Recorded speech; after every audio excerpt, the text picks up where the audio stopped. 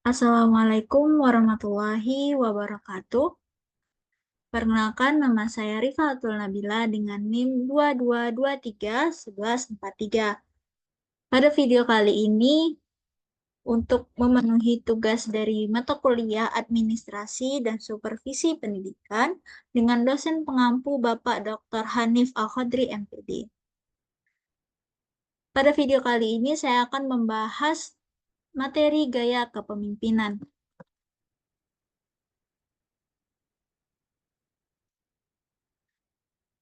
Gaya kepemimpinan merupakan pola perilaku dan strategi yang sering diterapkan oleh seorang pemimpin dalam mempengaruhi ataupun mengarahkan bawahannya untuk mencapai tujuan dari organisasi. Setiap pemimpin memiliki sifat, karakter, ataupun cara yang berbeda untuk memimpin bawah-bawahannya. Nah, adapun beberapa jenis gaya kepemimpinan menurut Tohardi yaitu ada 10. Yang pertama yaitu gaya persuasif. Gaya persuasif merupakan gaya pemimpin yang memimpin dengan menggunakan pendekatan yang menggunakan perasaan, pikiran, atau dengan kata lain itu dengan melakukan ajakan atau sebuah bujukan. Nah, yang kedua yaitu gaya represif. Gaya represif ini merupakan gaya kepemimpinan dengan cara memberikan tekanan-tekanan, ancaman-ancaman sehingga bawahan merasa ketakutan. Yang ketiga yaitu gaya partisipatif. Gaya partisipatif ini merupakan gaya kepemimpinan di mana memberikan kesempatan kepada bawahan untuk aktif secara mental, spiritual, fisik maupun material di dalam organisasi. Yang keempat yaitu gaya inovatif. Gaya inovatif ini merupakan gaya pemimpin yang selalu berusaha dengan keras untuk mewujudkan usaha-usaha pembaruan di dalam segala bidang, baik bidang politik, ekonomi, sosial, budaya, ataupun setiap produk terkait dengan kebutuhan manusia. Yang kelima yaitu gaya investigatif. Gaya investigatif merupakan gaya pemimpin yang selalu melakukan penelitian yang disertai dengan rasa penuh kecurigaan terhadap bawahannya, sehingga menyebabkan kreativitas, inovatif, serta inisiatif dari bawahan kurang berkembang karena bawahan takut melakukan kesalahan. Kemudian yang keenam yaitu gaya inspektif. Gaya inspektif ini merupakan pemimpin yang suka melakukan acara-acara yang sifatnya protokoler. Kepemimpinan dengan gaya inspektif menuntut penghormatan bawahan ataupun pemimpin yang senang apabila dihormati. Yang ketujuh yaitu gaya motivatif. Gaya motivatif yaitu pemimpin yang dapat menyampaikan informasi mengenai ide-idenya, program-program, dan kebijakan-kebijakan kepada bawahan dengan baik. Komunikasi tersebut membuat segala ide, program, dan kebijakan dapat dipahami oleh bawahan sehingga bawahan mau merealisasikan semua ide, program, dan kebijakan yang telah ditetapkan oleh pemimpin tadi. Yang kedelapan yaitu gaya naratif. Gaya naratif yaitu pemimpin yang bergaya naratif merupakan pemimpin yang banyak bicara namun tidak disesuaikan dengan apa yang ia kerjakan. Atau dengan kata lain, pemimpin yang banyak bicara tetapi sedikit bekerja. Yang kesembilan yaitu gaya edukatif.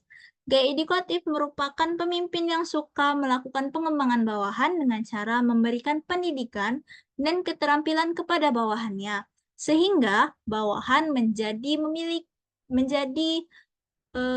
memiliki lebih banyak wawasan dan pengalaman yang lebih baik dari hari ke harinya. Dan yang terakhir yaitu gaya retrogresif. Gaya retrogresif ini merupakan pemimpin yang tidak suka melihat bawahannya maju, apalagi melebihi dirinya. Untuk itu, pemimpin yang bergaya retrogresif ini selalu menghalangi bawahannya untuk mengembangkan pengetahuan dan keterampilan. Nah, dengan kata lain, pemimpin yang bergaya retrogresif ini sangat senang melihat bawahannya bawahannya itu selalu di belakangnya atau terbelakang dan sebagainya.